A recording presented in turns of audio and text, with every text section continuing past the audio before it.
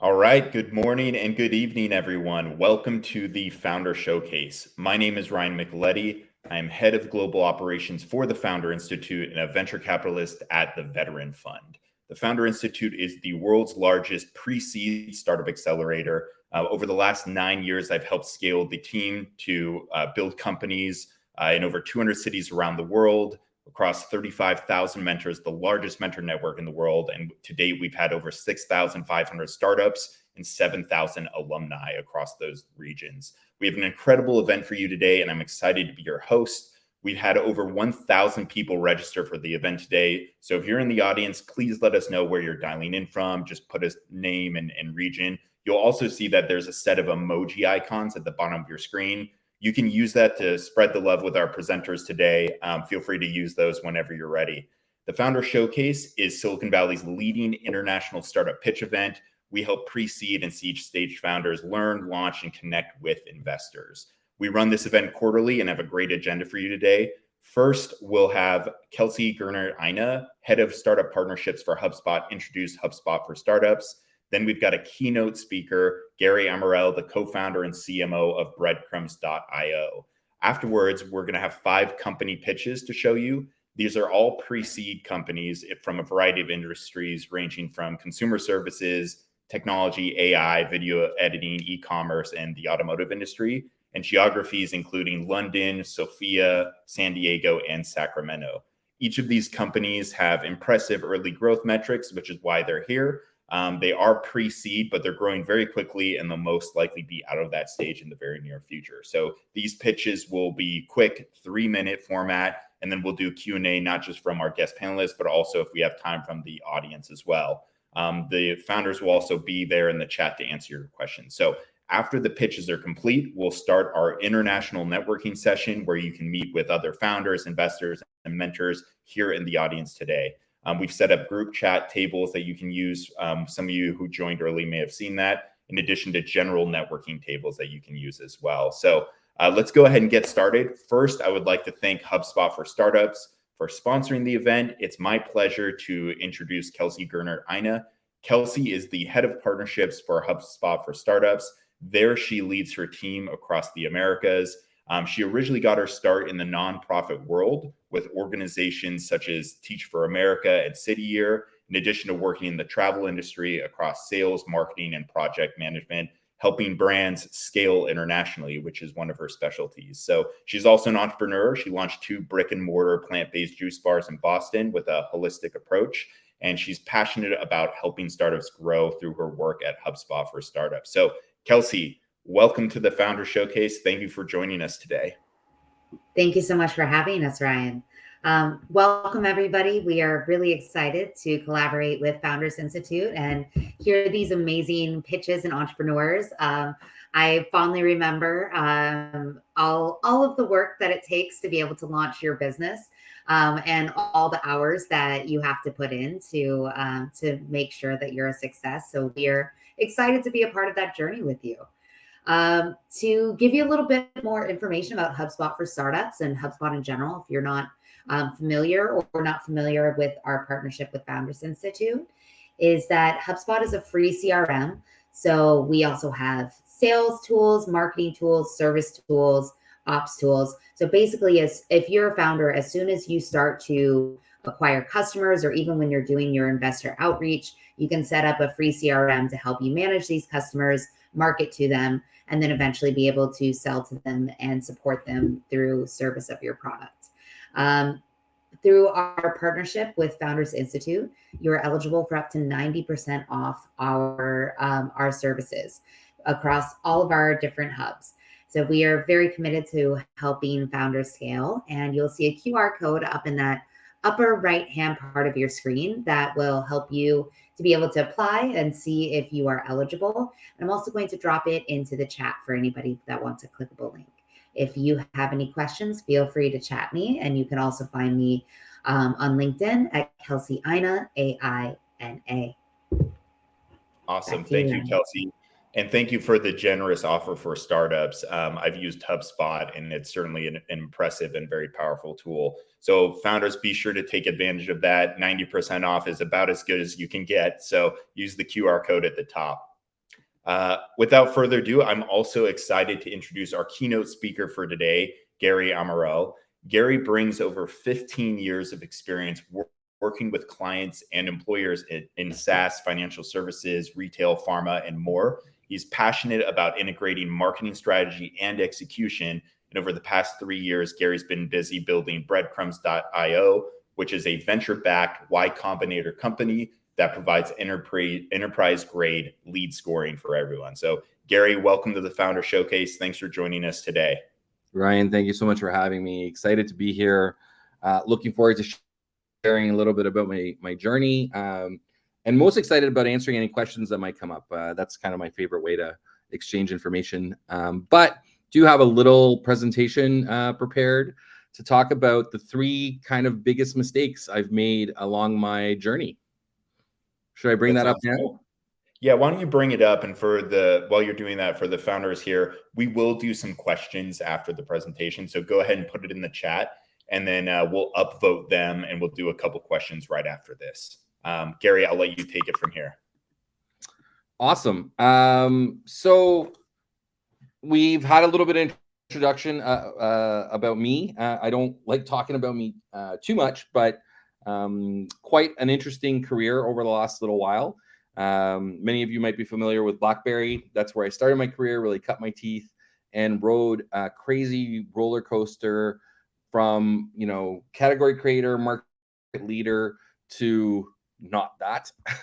And then, went along and joined many other big Canadian brands, Canadian Tire, for those who are familiar, Hootsuite. Then went to the States and started my journey in the US with a company called Chargify in the software billing space. And ultimately started Breadcrumbs. Now, I think for context, it's important to understand the genesis of Breadcrumbs. By no means did I set out to be a founder or to start my own company. It was largely serendipitous. So I was at SaaStock Dublin, which will come back up again in my talk today. In 2018, I was there, and ran into a previous colleague of mine from Hootsuite, and I was working at a company called Chargify at the time. I was working on what I thought was a pretty novel and creative video series. I believe it was called Billing and Brews at the time. Where we took leaders from around the SaaS space and brought them to San Antonio, Texas. And we were either on a barge floating along the river, or we would visit local breweries, and we would sample a beer, feature a beer that usually regionally focused, and make some connection to that beer style or beer brewing process or whatever it might be. And billing for SaaS. Tenuous connection, I know, but it turned out to be a pretty entertaining format. And while I was at SaaStock in Dublin, like I said, I ran into a former colleague of mine. His name was Armando Biondi, and invited him to be part of that series. That conversation, that invitation rekindled a relationship, and we continued to talk. And fast forward a little while later, Armando, who is a many times founder, had a successful exit to Hootsuite. He sold his company Ad Espresso with his co-founder Massimo Ceruzzi, and that's how I met them originally. He asked me, would I ever consider starting a company? And I said, sure. Like, I've thought about it. The thought has crossed my mind, and he asked me to describe what it would be. And I gave him a very bare bones description of what is now Breadcrumbs. Fast forward a little while later, March, as the pandemic is kicking off, we incorporate Breadcrumbs. And then we spend a year developing product and validating the concept with some design partners. And then we launch. So we've been 2 years kind of in market selling. And along that 3-year journey, lots and lots and lots of learnings. And they really kind of fall into 3 categories. Learnings about ego, learning about friends, and some interesting revelations about work. So let's start with ego. Relying on previous experience is a big mistake if that's all you're relying on. I think is my key takeaway here. So as I mentioned, it's actually closer to 20 years now that I think about it, that I've been doing marketing in tech in one way or another, or tech adjacent industries. And I was pretty confident that I knew what I was doing. And my two co-founders, having had a successful exit, I actually had a ton of confidence that that would fill the gap in terms of that, day one experience that I did not have. And turns out my previous experience is very, very beneficial. There's no doubt about it. And their previous experience is very beneficial. But this journey is all about new learning. And it's all about quick experimentation, quick iteration, quick failures, and quick moving on. And I'll give you a couple of anecdotes about how I came to this discovery. I think a key thing was when we initially brought the product to market, we came out with a pretty sophisticated pricing and packaging strategy. We had the 3 packages. We had it mapped to, certain segments. There was, feature differentiation between them. And I think if you read a textbook on pricing and packaging, the offering that we came out with would have been textbook. The challenge is we are brand new, right? Unproven products, somewhat of a new category, or at least a category redefinition. We hadn't clearly defined product market fit. Our ICP was, loosely defined at best, and it was too much. We stretched ourselves thin in terms of market segments that we were attacking. It made it difficult to refine messaging.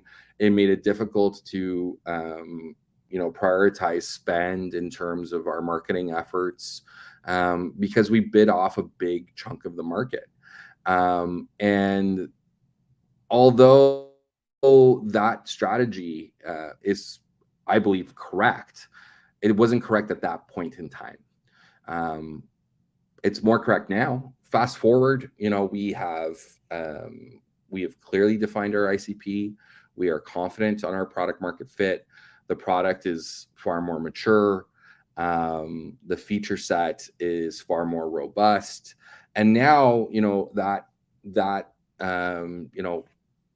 lower tier for the SMB, middle of the road tier for the mid-market, and then this, bespoke custom plan for larger, more enterprisey customers totally makes sense. We understand who we're talking to at each of those market segments. We understand the pain points, so we can market appropriately, we can target appropriately, we can prioritize investment appropriately. So that's all great. But we put the cart before the horse. And I say we because my co-founders are awesome, and we share all our victories and we share all of our defeats. But that was a function of, hey, I've been here, I've done this, I know what works, I know what the pricing page should look like, I know what the pricing should be, I know what feature should go in each plan. And although much of that may have been true, like I said, not right there and then.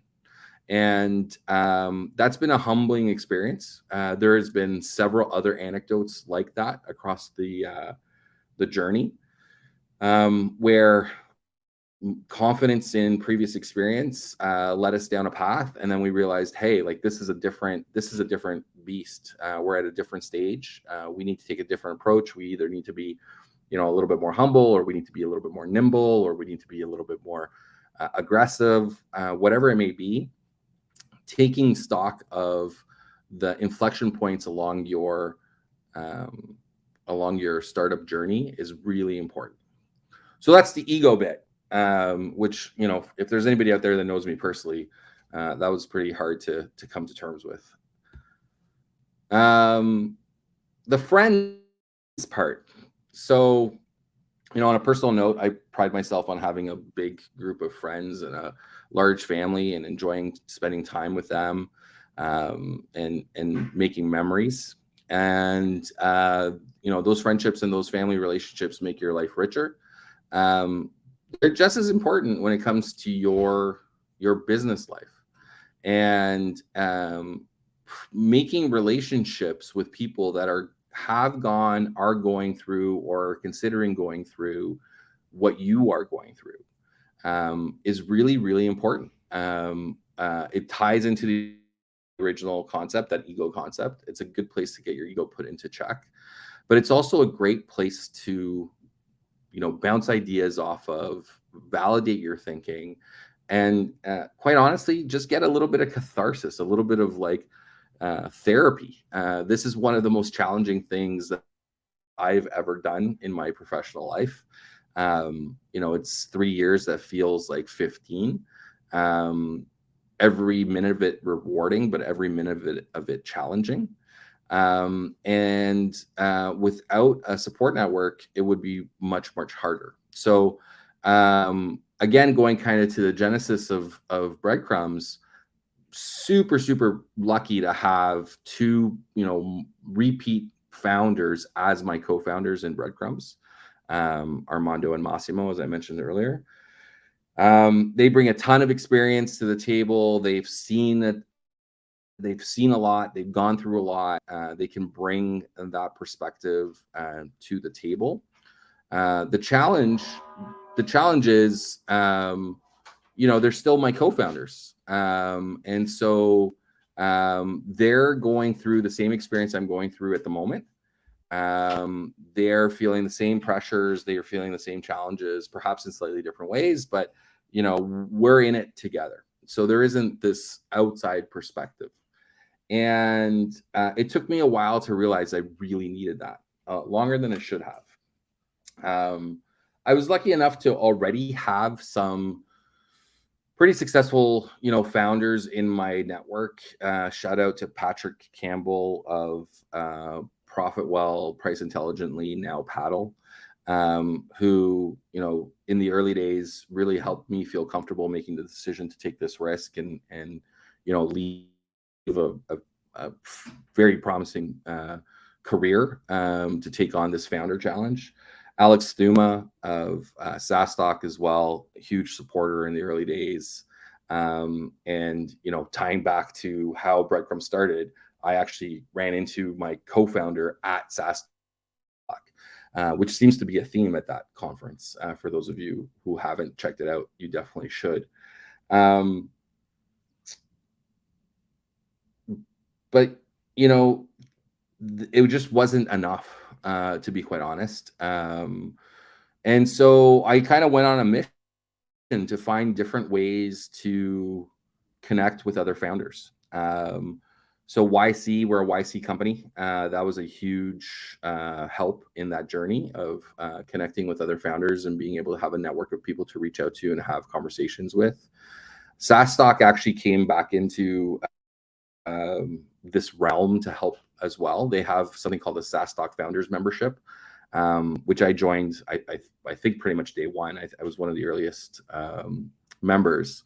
But that's an opportunity where you meet with the same, you know, group of founders on a monthly basis, and you know, you start to build a relationship, build rapport, and you're talking about, you know, your biggest wins, your biggest challenges, you know, your biggest concerns, your biggest hopes, and you know, you start to build a history with these folks, and it becomes a very kind of safe space to have these conversations. And so, you know, it was probably close to a year into the journey before I started to prioritize building this network and making it a more kind of focused, formal part of how I spend my time. And it's been absolutely transformational. The opportunity, again, just to share and get things off your chest, get some catharsis, has been awesome. But having like an on-demand network of people to bounce ideas off, to share current situations with, and get real-time feedback from, you know, from a meaningful place. You know, they're either going through it or been through it, and they have that perspective. Super powerful. So I would encourage anybody who's going through a founder journey or considering one, start building this network early. And then I think something that applies, you know, to work life in general, professional life in general, but has been really magnified is the relationship, you know, my relationship with work. I think most founders find joy in work. You know, I think you have to in order to take on something like this, because it takes up a huge part of your life. I've never been a big believer in work-life balance. I think that that's a misnomer. I think, you know, life includes work. Work is part of life. They go hand in hand. And finding meaning in work beyond, you know, beyond a paycheck, is one of the secrets to success that most people have forgotten. Success in terms of like a fulfilled and happy life, not necessarily monetary success, although hopefully that comes as well. The challenge is when you enjoy work and when jumping into work is something that's not daunting. It's not something that you know, you dread, but rather you enjoy. You like taking on those challenges. In a startup where, you know, day one we were 3 people, we're now 18. 18 is still not a lot. Especially as you're growing quickly, your customer base is increasing, the demands on the business and your time increase. I found myself attracting work. Lots and lots of stuff would come at me, you know, from parts, you know, different team members, externally from, you know, your investors, your partners, and stuff that you just take on yourself. And the list of things that I had to do continued to grow and grow and grow. The challenge is often some of that work is really not all that valuable, or you confuse it for things that will move you forward or that create progress, and they really don't. For example, early on, a lot of the content created for Breadcrumbs, and we're a content machine. If you haven't checked out our blog, please do. We're really good at creating content. A lot of it was founder created content out of you know, necessity.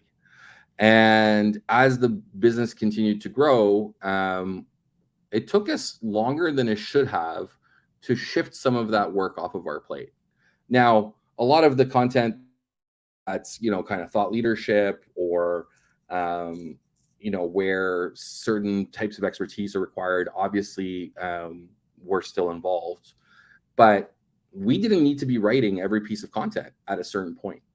But it's very kind of tangible work, right? You take on a blog post, you work on that for a bit, something comes out the other end. It's something that you can look at, you can see the end result, and there's something very satisfying about that, especially when you compare it to, like, you know, more strategic type work, future thinking stuff, building partnership relationships, you know, stuff that the results are not near term, but they may be midterm or long term. It's a very different kind of feeling. it took much too long to make that realization as well. I think it's really important for founders to understand that there's only so much time in the day. They can only do so much. And the best thing they can do is really focus on the highest value work that needs to be done to move the business forward. Only the things that only they can do. And really, the other part of the time should be spent building the team that can take on all of those other items in order to move you forward. Don't drown yourself in the work thinking that by doing it, that's how the business is growing. Really identify what it is that you do that will move the business forward. And that's kind of the end of the 3 biggest mistakes. Again, happy to take some questions. I would be remiss not to mention a little bit about breadcrumbs, given the opportunity. Why did I go on this crazy journey to build a lead scoring platform, an enterprise grade lead scoring platform at that? I did it because I really believe in the methodology, and it's just been poorly implemented in many cases, and the technology to support it hasn't really existed in the past. But yet many marketers understand the value of it, right? So here's a quick stat. 68% of marketers consider lead scoring to be one of the most significant contributors to the revenue, and with a 77% higher lead generation ROI than other methods. The funny thing is it's widely ignored. Over 60 to 80% of businesses still don't utilize lead scoring. For B2B businesses specifically, only about 20% of them use some type of lead scoring. So we built breadcrumbs to solve a bunch of this. It's a product, not a process. We score on fit and activity, and we make the most of the data that you currently have. There's 4 kind of legacy key problems with old approaches to lead scoring that we've solved for. Happy to talk through those if we ever have a chance to connect. And one of the ways to connect is to get started with a recently released feature. It's called Copilot. It's our AI-driven approach to creating lead scoring model. Literally in seconds, you're completely in control, all of the visibility, all of the analytics and reporting that you would expect from breadcrumbs historically, but now you're up and running in seconds. And on that note, happy to take any questions.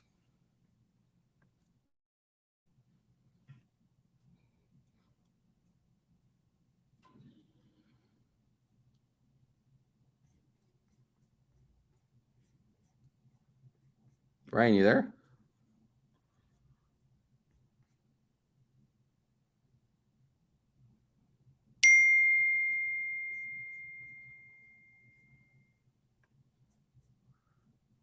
Hello?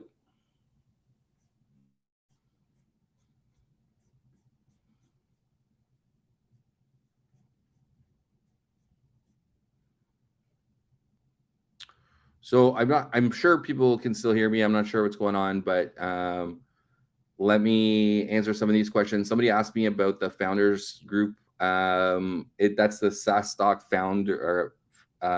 SaaStock members founders group.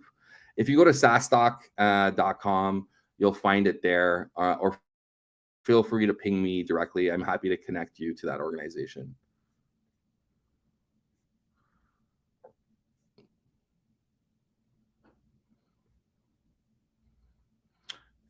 Is it possible to connect with me one-on-one? Absolutely. I'm on LinkedIn, super easy to find. Feel free to hit me up there.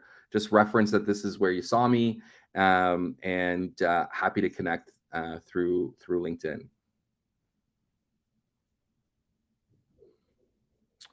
So question about fundraising. What method and how long did it take to raise funds for your project? So funny enough, the plan was to bootstrap. Myself and our 2 co-founders had a high level of conviction and felt that bootstrapping was the right thing for us.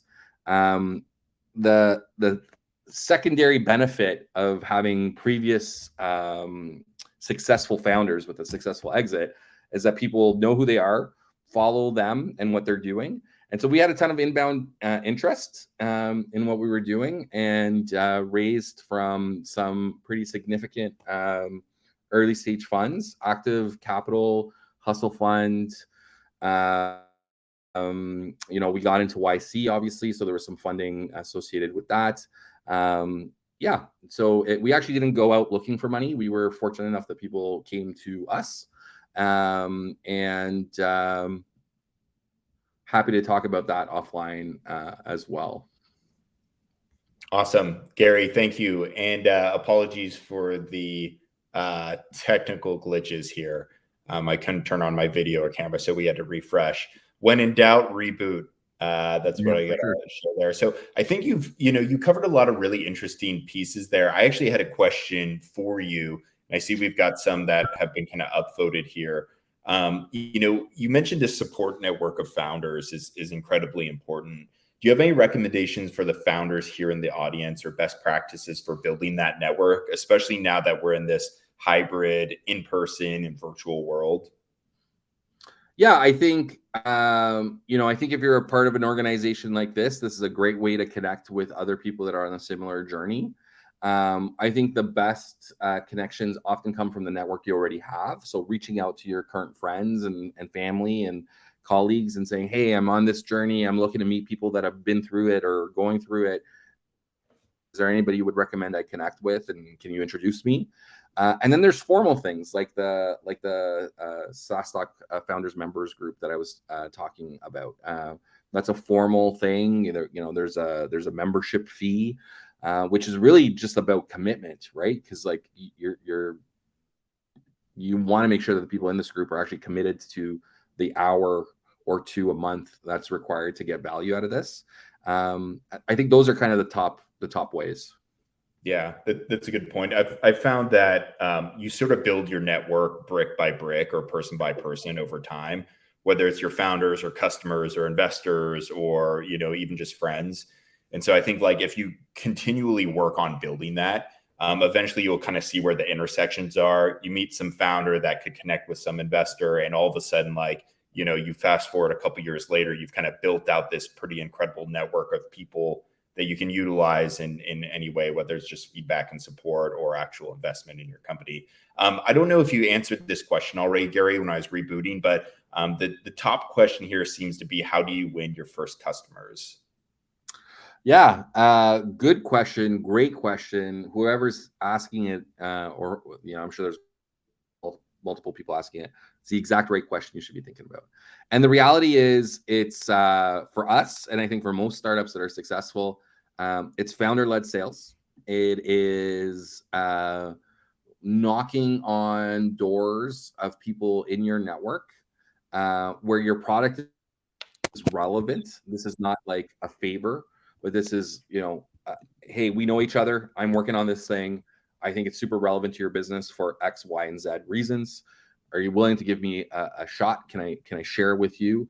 And leverage that network, ideally for more than your first 10, for as many as you can, right?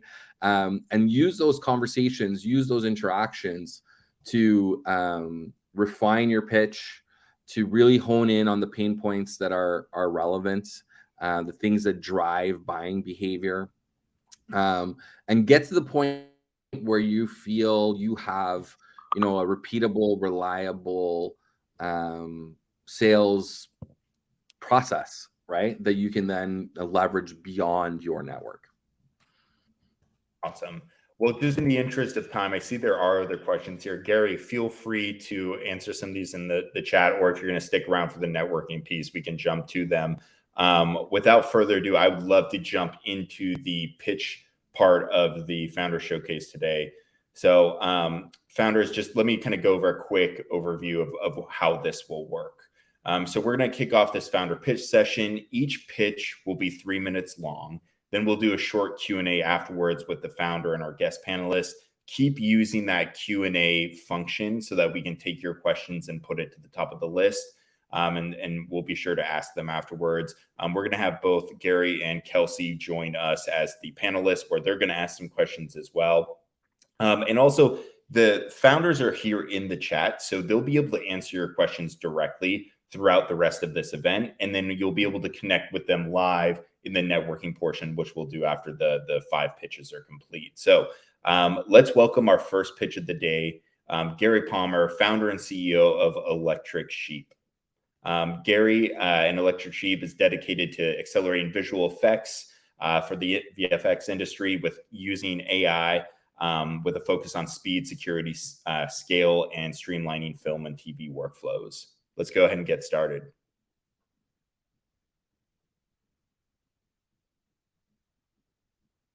Hi, I'm Gary from Electric Sheep. We're accelerating visual effects with AI. More specifically, a process called rotoscoping, removing the background behind the actor. And the average film spends over £200,000 on this process alone. The problem is that it's time consuming.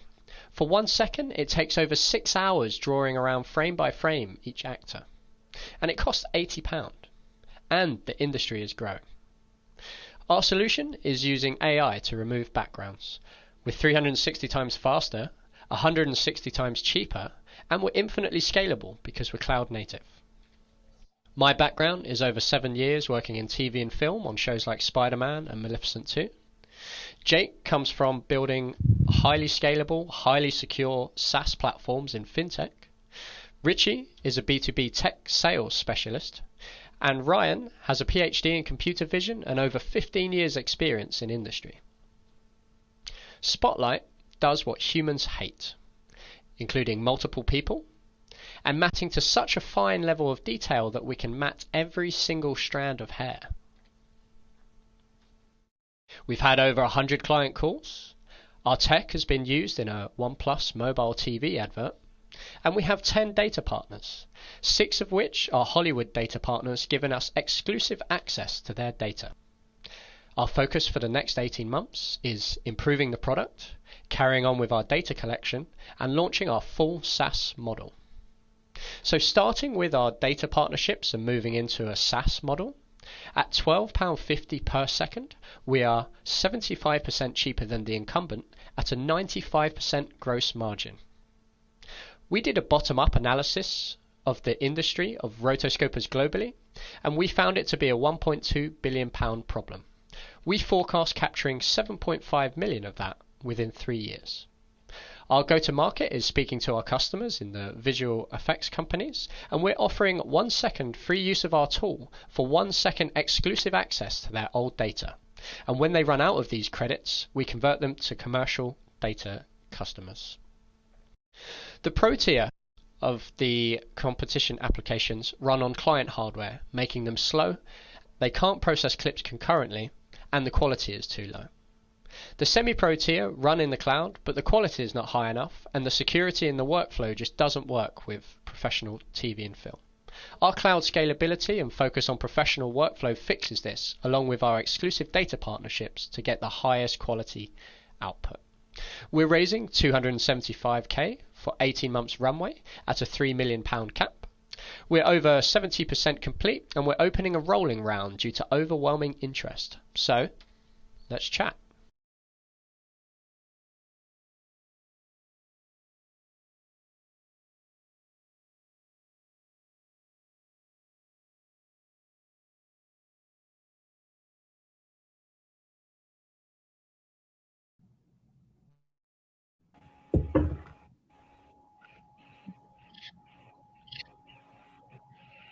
Hello. It's weird to see another Gary on screen. Hey, Gary. There we Gary. go. Apologies. Hey, Ryan. for Hey, Kelsey. So yeah, Okay. so we'll do it live. So Gary, it's really great to see you again. Thank you for joining us. Thanks for having us. Let's go ahead, Gary Amaral. It sounds like you might have had an initial question. So let's start with you, then we'll go to Kelsey. Yeah, just wondering current traction. Are you guys in market? Yeah, good question. Actually, just a little bit of news I can share.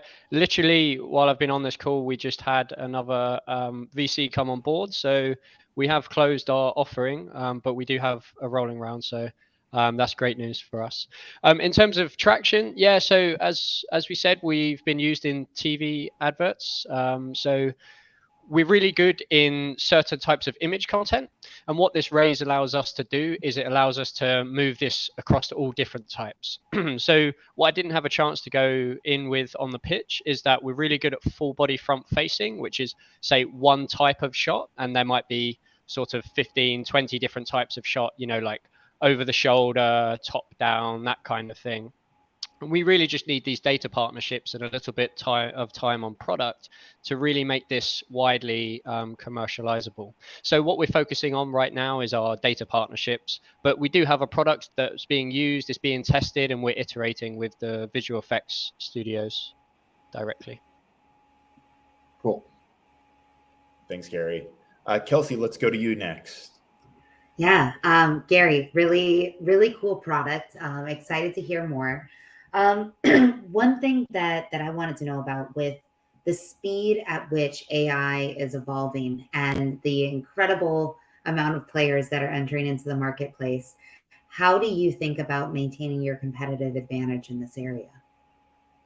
Yeah, great question, Kelsey. So I guess there's a few different elements to this. So AI moves so quickly that every day our component pipeline changes, right? We've got multi-step algorithms and different components can be updated, improved upon, and upgraded.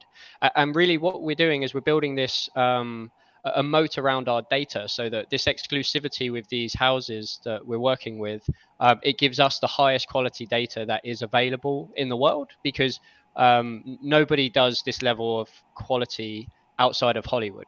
So what we're working on is we're working on building these models that we can train on this highest quality data, and then we deliver directly to the professional TV and film market, which at the moment isn't actually captured for a lot of these products. They typically tend to aim for the content creators like the TikTokers or the YouTubers because the quality is a bit easier to get into. But the way that we view this problem is we tackle the hard bit first, and then we can move down into the semi-pro area.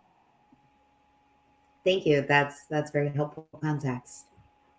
Thanks, Kelsey. Gary, how are you getting your customers? What's your go-to-market plan right now? So we've divided the market into 3 different segments. We have our SMEs, we have our mid-market, and we have our enterprise players. Our go-to-market focuses on the mid-market players. These are the visual effects companies, and these companies are downstream of the streaming services like Netflix, Amazon, Disney, so on and so forth. So this industry is really growing at the moment. And our go-to-market strategy is getting them on as a data partner. They get 1 second free use of our tool for 1 second of data that we can use to train the algorithm. And then in future, when we're integrated in their workflow and they've burned through the credits that they've built up with us, we convert them into commercial customers. Does that make sense? It does. Thank you, Gary. Any other questions? I don't see questions here from the audience, at least not in the Q&A tool. So if you do have questions, feel free to put it in the chat. Also, Gary, why don't you stick around, because some founders may put some questions to you here in the actual chat Absolutely. tool. And then we'll make sure to connect you with the folks in the networking session. Thanks so much for joining us today, Awesome. Gary. Thanks, everyone. Appreciate it. Cheers. Cool. We're going to go ahead and move to the second pitch of today, Bambinista. So Bambinista is based in London. It's an e-commerce marketplace and physical baby goods retailer that helps new and future parents find the best brands of baby and nursery products. Their CEO is Susan Dacre. Susan, I'll let you take it away.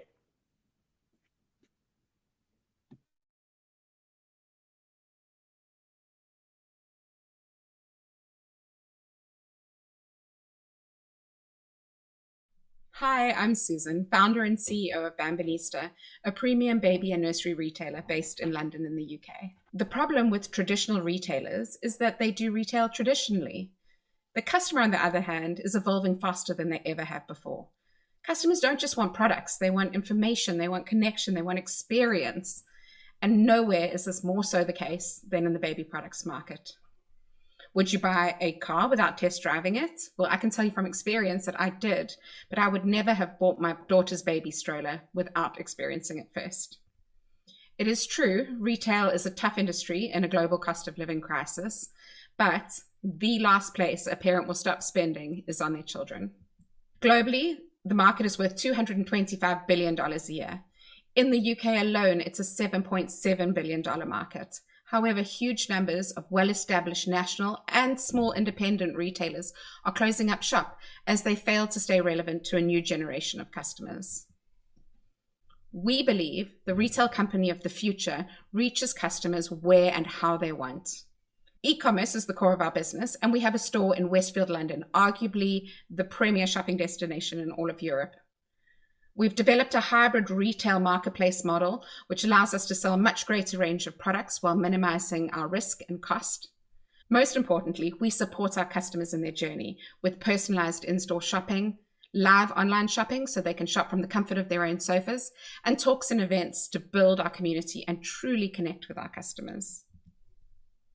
To date, we've done over $3 million in revenue, with our monthly recurring revenue exceeding $125,000. Last year, we were up 49% on the previous year. The market is wide open. The demise of huge but outdated retailers, Mothercare, Babies R Us, Debenhams, has created a $2 billion gap in a $7 billion a year market. And the small local independent retailers are not wanting or able to fill this. And this is where the huge, immense opportunity for Bambinista lies. I myself am a retail professional with almost 2 decades experience in senior management for global giants like the Louis Vuitton Group and Walmart. David is our sales and ops guru from a hospitality background. Mike has designed the retail systems for Oracle and ASOS, the UK's largest online fashion retailer. And investment banker Andy advises on financials and business strategy. We have already received over $200,000 investment in our pre-seed round from Loyal VC. And we're now seeking $1 million in our seed round to reach our next milestone of $10 million of annual revenue within the next 3 years. Thank you for your time, and I'm happy to answer any questions.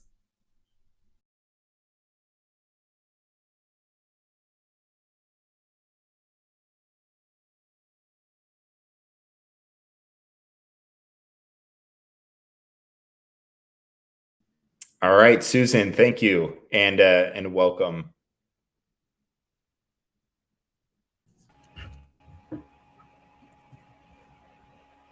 Susan, if you're able to, you can go ahead and turn on your camera and unmute. And if there's no button that allows you to, just hit the refresh button at the top of the page.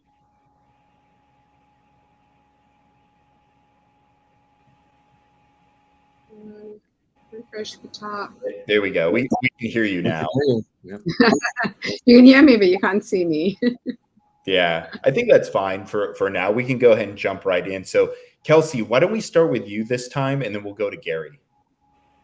Yeah. Susan, great pitch. Really interested to learn a little bit more.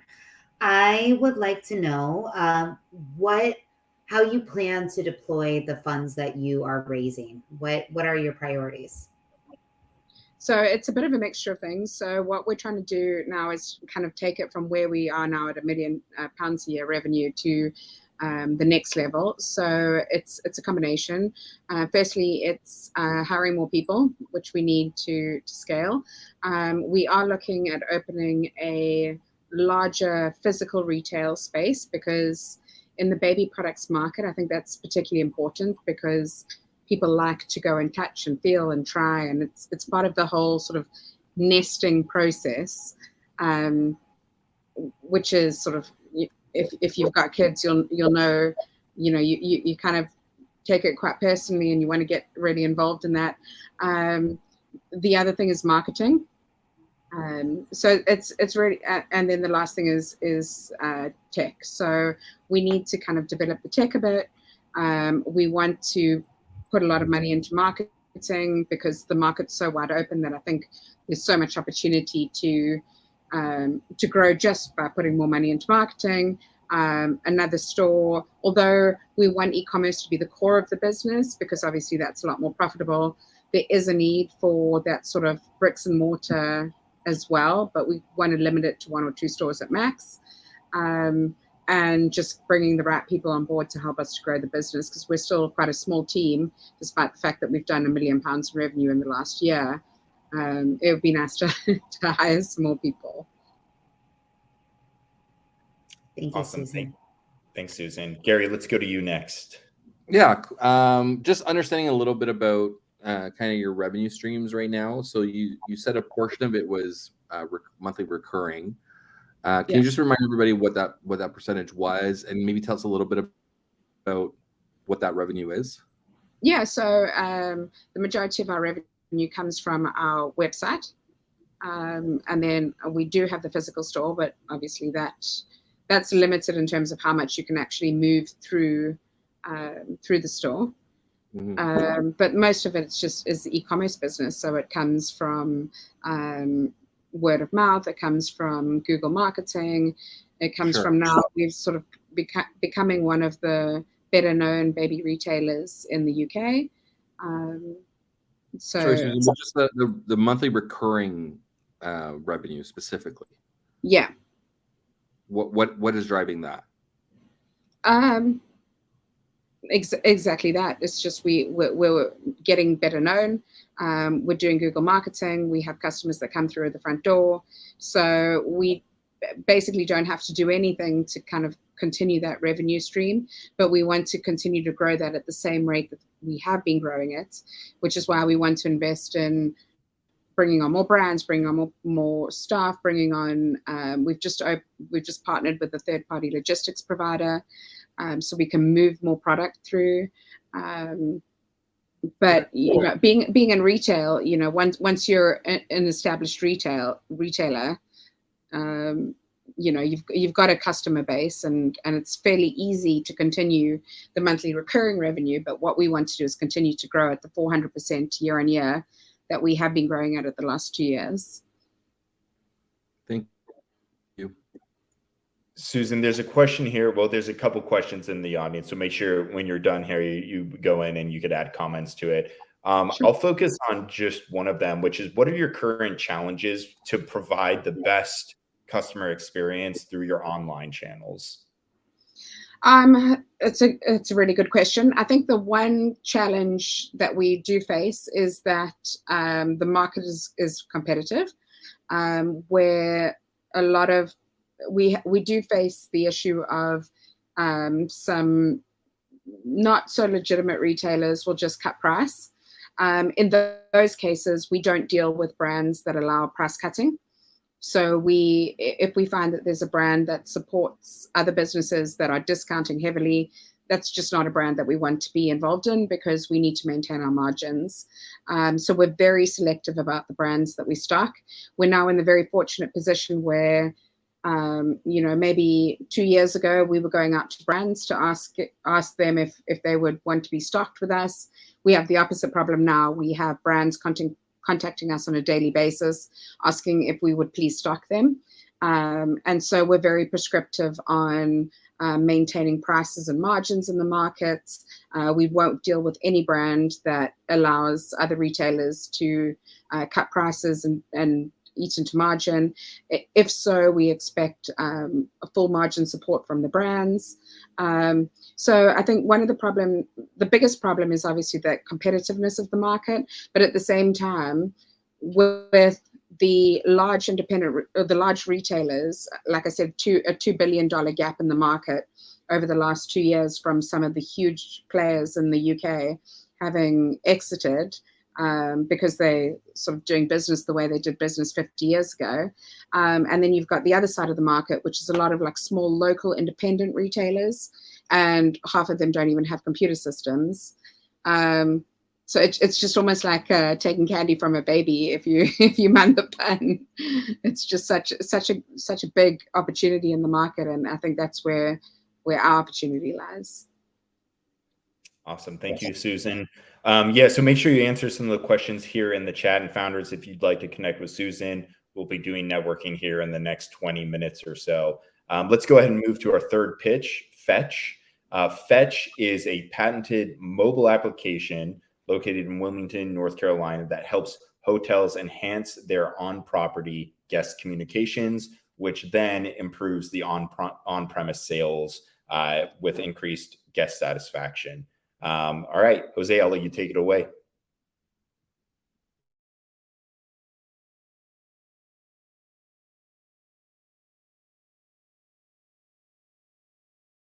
Kidos. I'm the CEO and co-founder of Fetch. And at Fetch, we're helping hotels connect with their guests in a new way. And by creating closer interactions between the hotel and the guests, we're helping improve guest experience as well as improve new sales. Now, myself and Jamie, our co-founder, have extensive experience in the hospitality industry. We ran and operated the largest guest room telephone manufacturer in the world. I was a COO for that, and she was a CFO. And if you want to think about what we're doing at Fetch, we're essentially replacing the original solution we sold with this new updated technology that Fetch offers. We have a great advisory board, including Bill Oates, who is a CIO for Starwood Hotels and Resorts. And one of the best ways to give you the problem is to give you 3 data points. Up to 50% of the staff at hotels has been decimated since COVID. Many of these folks are not coming back, which is leaving the hotel with a service issue. For example, only 13 out of 100 calls on average is answered at a hotel, which is not great service. And this is driving the problem of 4-star reviews. So when you go online to book a room, I myself look for 4 stars and above. I'm sure you do too. So dropping from a 4-star to a 3-star, for example, has a significant impact on revenue on an individual property. So it's important for them to keep that 4-star review, and that means better service. And part of the problem the service is suffering today is that the hotels have given you, the guests, kind of antiquated and ineffective tools to talk to them. So what we've done at Fetch is created a mobile application that allows the hotel to offer you, the guest, your own device as the way to transact business with them or requests. We offer voice, SMS, images. We can be sold standalone or as a white labeled. But the most important thing is that when you use Fetch, you actually will be embedded within the hotel systems so that the hotel can see that who's calling, that your registered guest, your registered room, registered name, and of course they'll have your credit card on file to process your transactions much more smoothly. Now we have been issued process patents for our technology, and again, issued patents instead of patent pending. We have the patents in-house. Our market is significant. For us, the biggest number we're looking at here is on just under $400 million in addressable market, and that is based on our B2B SaaS, $250 per property per year, $20 per room per year. The average hotel in the U.S. is just over 100 rooms. It's about $2,200 that hotels will spend on Fetch per year. Great steps, great traction for us. This next quarter, we're looking for pilot site installations, first customers involved with that as well, dealer agreements finalized, as well as getting this funding round completed. And our ask is a $250,000 raise, convertible note or safe. Referrals are also welcome if you have any. And Fetch is going to change the way hotels talk to their guests worldwide, and we hope you can join us on our journey.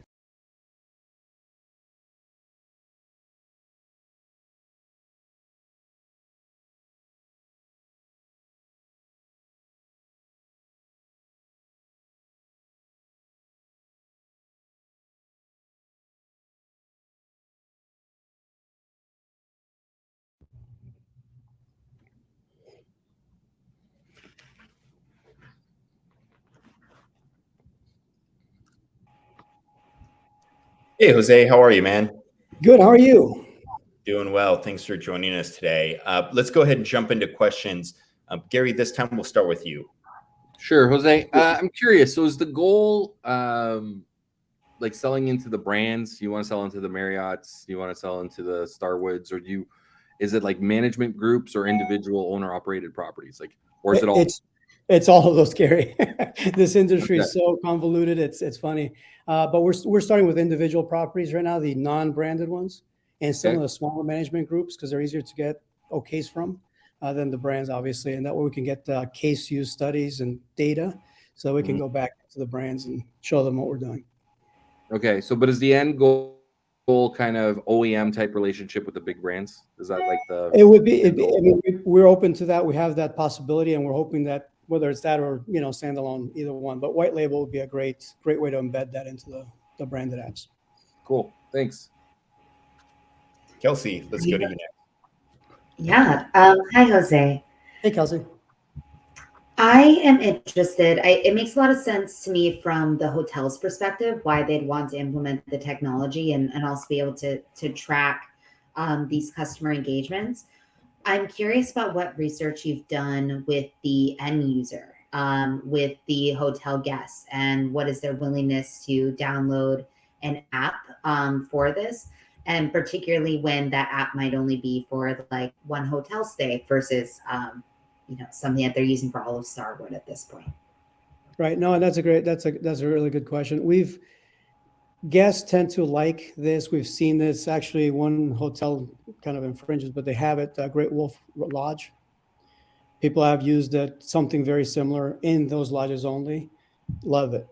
I mean, it's everything from ordering food to, scheduling appointments for whatever it may be. And that has been a really resounding success for that brand. And I've heard from the actual guests going, this is kind of like this is really great. I loved it when I had it.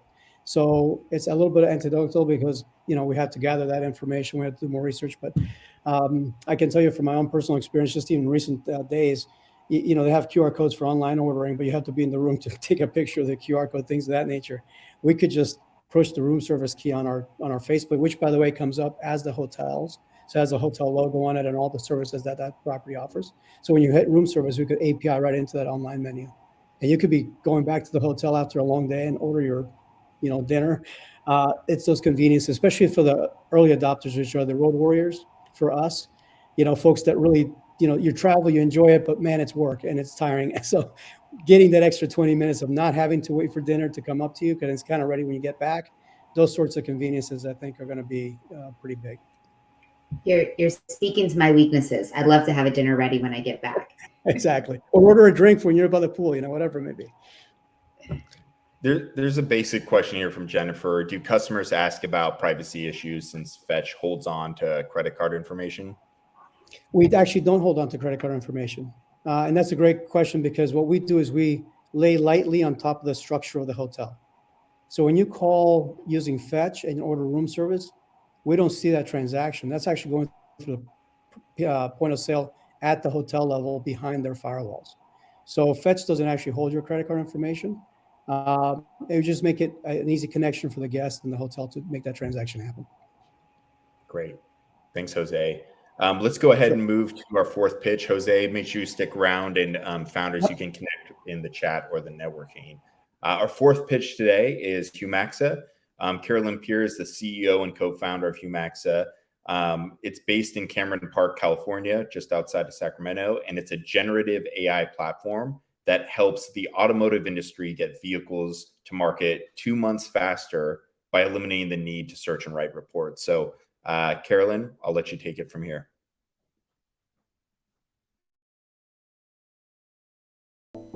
Are you feeling pressured to do more with less? To do a lot with just a little?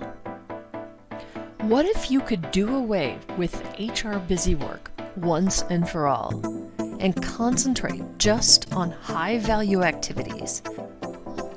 Like mentoring others, helping someone who's really struggling, or showing senior executives how people ops is contributing to company goals.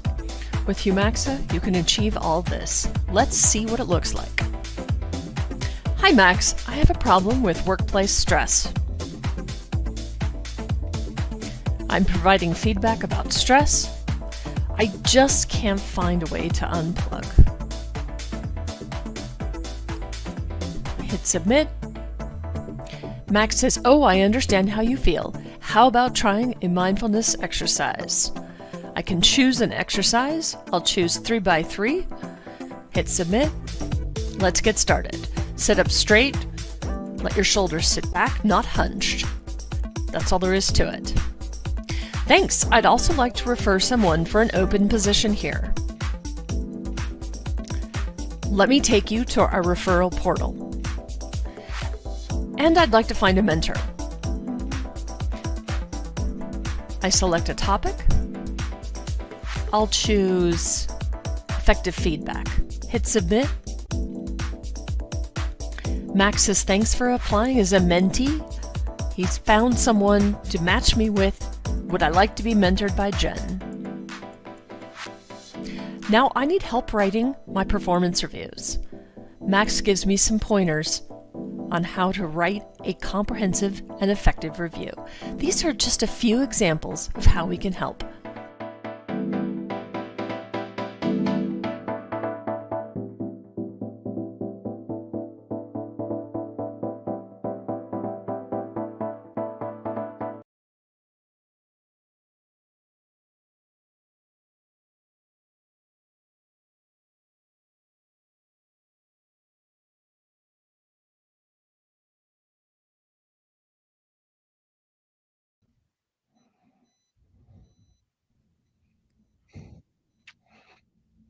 Hello.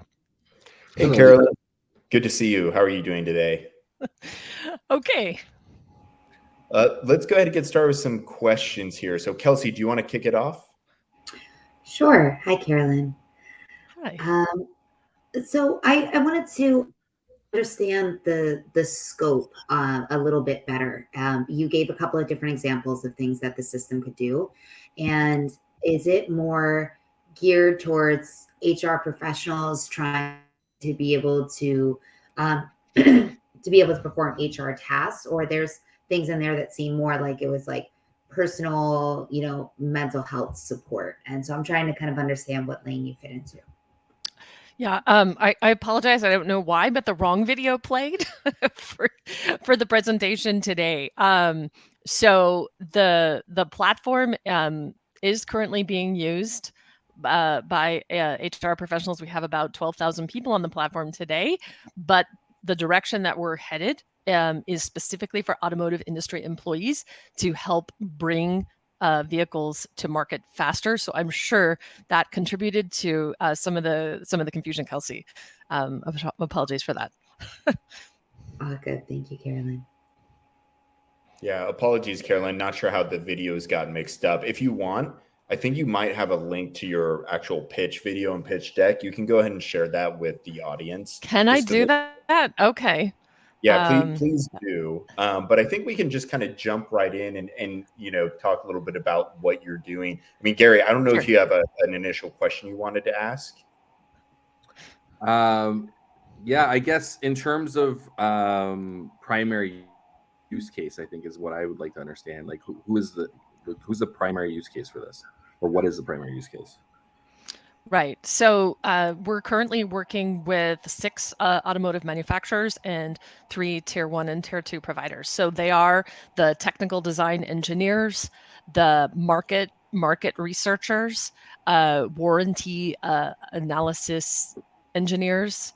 And what they're doing is they are going to Max and asking Max to proactively search for and bring information to them, generate reports, and then also have proactive alerts. So if I'm a design engineer making decisions about what's going into the manufacturing process, I might say, Max, what are people saying about auto stop features of new vehicles in the market today?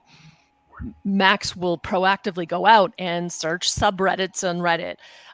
We'll search enthusiast forums, and we'll run sentiment analysis on what are people saying about this, and generate those reports each month. Hey, Carolyn, here's what people are saying about the auto stop feature based on the data from last month. And then I can say, oh, that's great. Now I want you to go research something else, Max. Does it help? And are those sources definable by the user?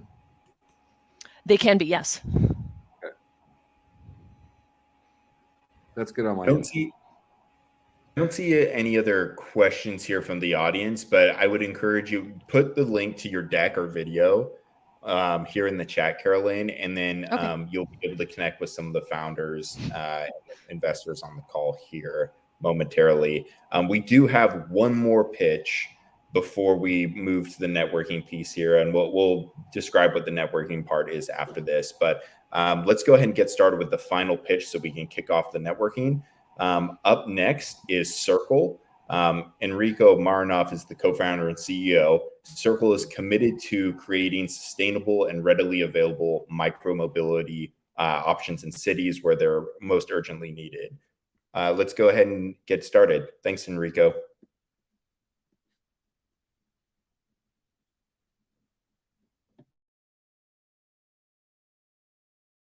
Hello, and thank you for joining this event. My name is Enrico, and I'm co-founder of Cyrcl. We exist to redefine urban mobility and make our cities more livable, one bike ride at a time.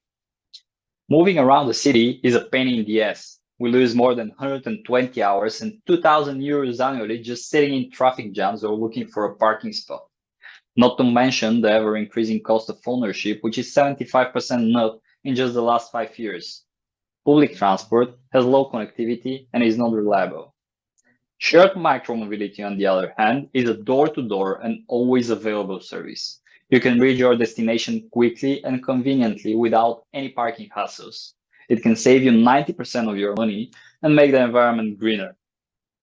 Cyrcl is the first and only bike sharing service in Bulgaria. We operate 140 mechanical bikes and provide a healthy and safe alternative transport. The service is used for both transport and fun and has up to 70x more potential users than other shared mobility services. We're taking a shot at the market now because there is a clear consumer shift towards sustainability and a healthy lifestyle. Early last year, we closed a 100k euro angel round. Since we launched and generated more than 11k rides and acquired over 8.k5 users. With just double the fleet, we can easily cover triple the demand in Sofia where we operate. And all this through our current user base in current operating area. The potential of the entire city is 50x. Meanwhile, the Eastern European TAM that we will target is to the 2 billion euros. We charge users on a pay-as-you-go model, but we're just introducing monthly subscriptions and advertising and have a deal in our pipeline that will alone triple our revenue from the past year. We have a first mover advantage, up to 12x faster deployment process and 6x lower cost of the bikes. Thus, we provide cheaper service with a higher quality. We're a young team of 3 with experience from top European universities and leading companies in tech and banking.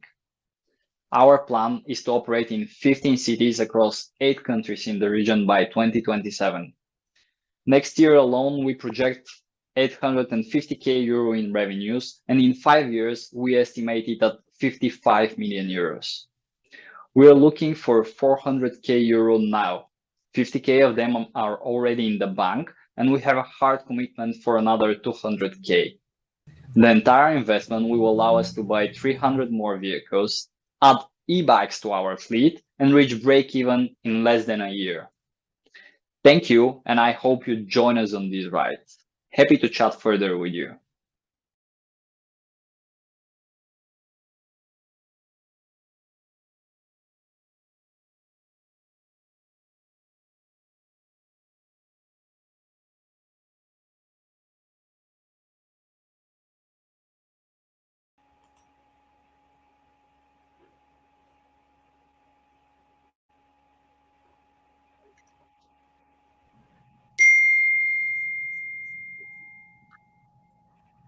Hello, everyone.